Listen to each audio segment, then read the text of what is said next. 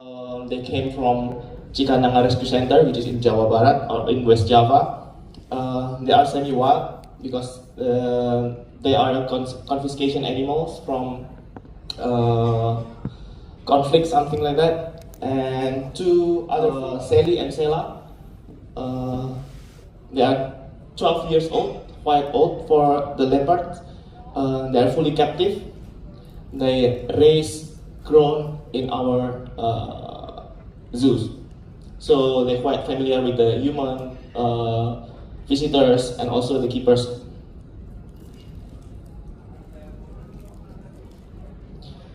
Okay, my outline of my presentation is first is background and an observation without male because we don't have male at that time, and then third is observation with male, a conclusion and also the reference. Okay, this is the background. The story start from 2012 when we only have 3 leopards at that time. So they are from the natural resources department. That was, I think, around 6-7 months old. And 5 years after that, in 2018, we discussed about our crazy idea to take the sperm or to make a artificial insemination in Javan leopard. And we make like a discussion with the Cikananga Rescue Center. And in 2019, we make a cooperation to take the sperm from the 2 males from there. That the male is confiscated in 2012 and 2014, were assessed and concluded to be not suitable for release. So I think the turning point of this, or starting point of this program is start in 2020 when we start to monitoring the females leopard without the males actually. So why we have to do this observation? Because we have to know the behavior on the estrous period before we start to do the insemination. So why this program is also important for us? Because we all know that the Javan leopard is a critically endangered and also endemic to Java, and not all of the zoos or conservation institution, especially in Indonesia, has a Javan leopard. So the breeding is our responsibility. So in 2021, lucky us, or surprisingly, we are not only caught the sperm, but we also caught the leopard itself. The leopard sent to us for breeding purposes. So in 2022, we start our program to introduction the leopard with the female and male.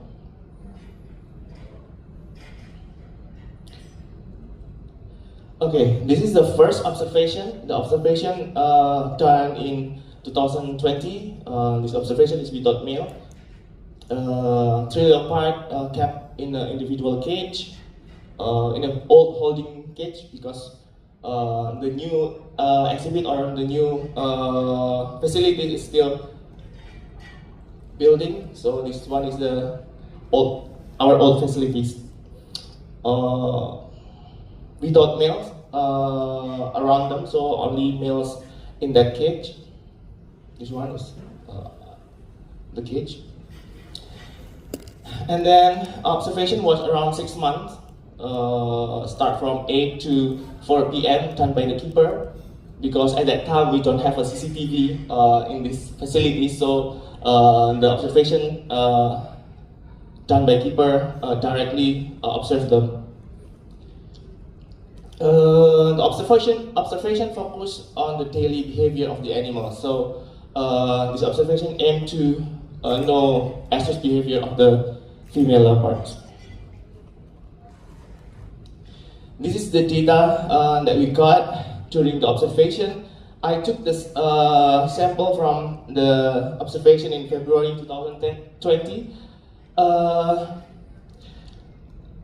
The behavior that we observe or we got is usually shows when they are in an estrous period. But in this case, based on the observation, there is no specific behavior showing estrous behavior. So leopard daily activity is considered normal daily activity. So the data is consistent for each month. So in this case, we cannot determine when is the estrous period or estrous phase. This finding suggests that the lack of estrous behaviors might be because there is no male or something that can trigger the estrous hormone.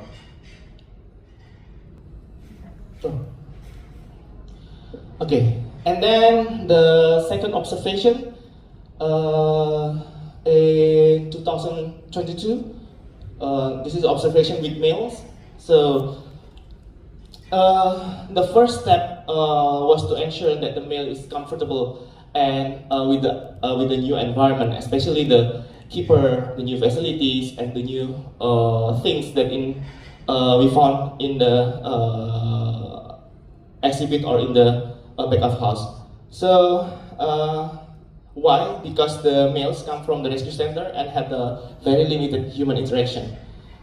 I think we need around 3 months for training using the reverse PRT. Because it's a new exhibit, we already have CCTV, so the observation using CCTV by the keepers and also the direct observation by the keepers train them and also the keepers are feeding them. Okay. Male and female is placed next to each other. You can see this backup house. So the female and male will place in a one place with a sliding door barrier.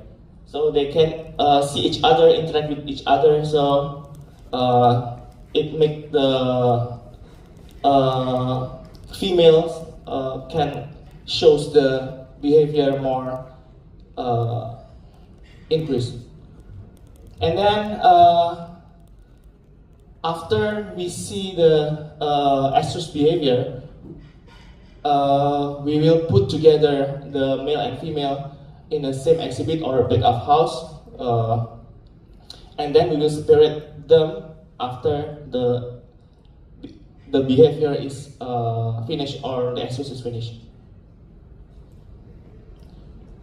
This is the result of the observation. The female showing estrous behavior such as rolling, rubbing, scratching, spraying, and more often make a distinctive noise in front of male. Sorry.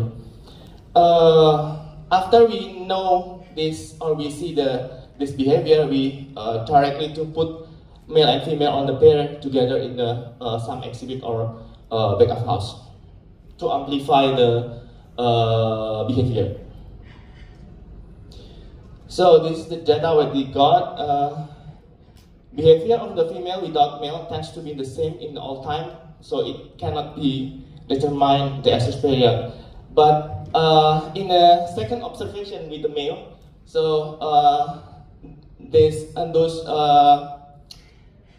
behavior only shows when they are in the estrous period or in the estrous phase. But in this, the first observation, all of this behavior shows every day during the observation in 6 months.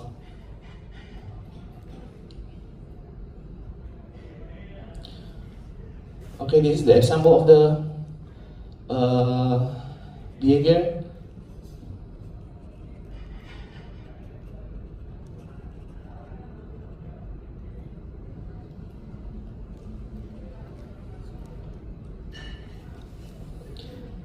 The male is here, so we will walking around and rolling and scratching, especially in the neck.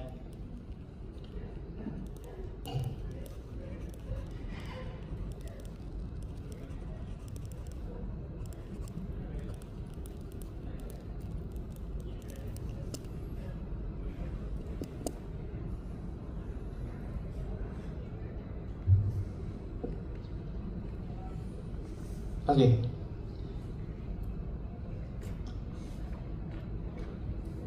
Is this same? Okay. After we know, after we see the behavior, so we put them together in one facilities or in one place, and then the female will start walking around and spraying everywhere, especially in the corner of the cage, and then followed by the male. And then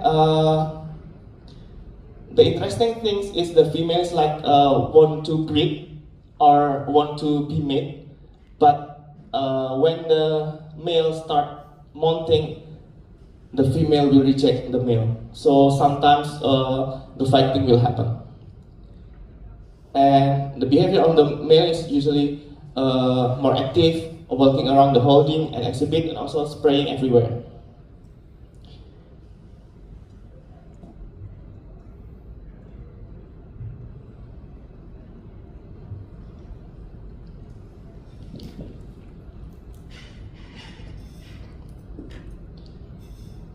This is the female.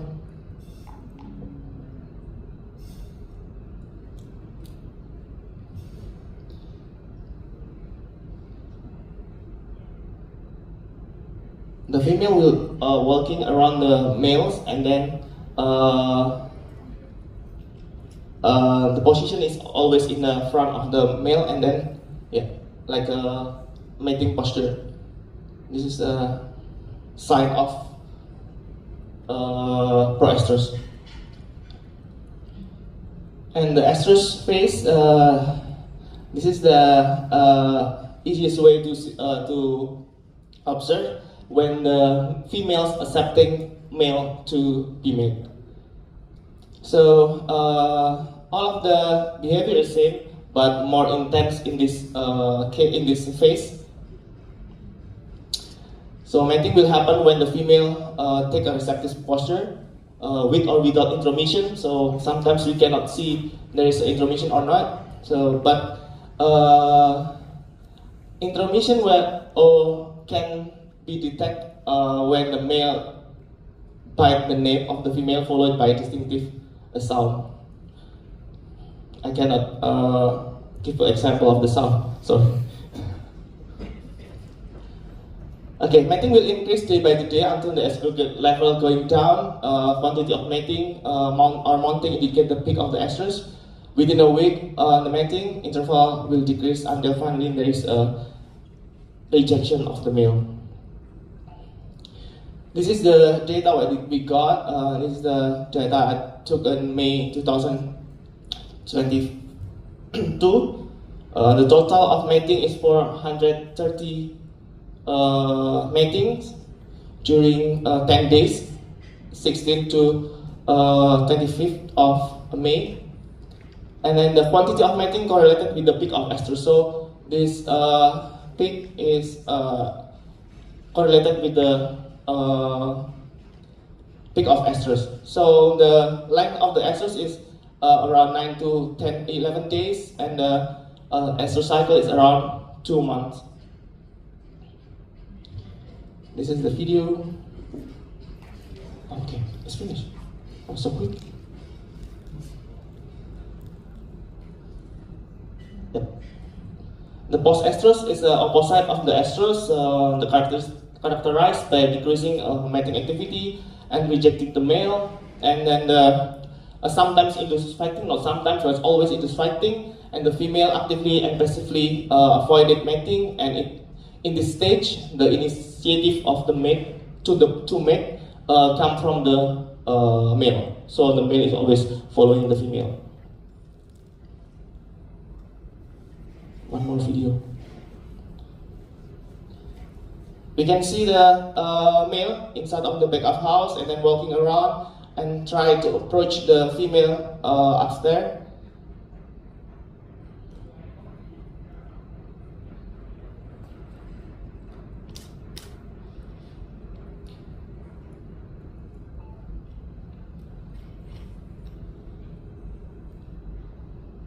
And fighting. Yeah, this is indicate that we have to separate them. Okay, the conclusion is both male and female play a crucial part in determining estrous behavior. Length of estrous recorded 9 to 11 days, with the estrous cycle around 2 months. The leopard observed are older and only have met male and female when they are more than 12 years old. This can be a limitation or gap to the observation. The overall finding in this study was an award to document the sexual behavior of this elusive feline. So there is a still paucity in the reproductive details of these cats. Collaborative data research from different conservation institution will strengthen this study. Okay, thank you. Thank you, Dr. Randy. Unfortunately, we go beyond the time, so we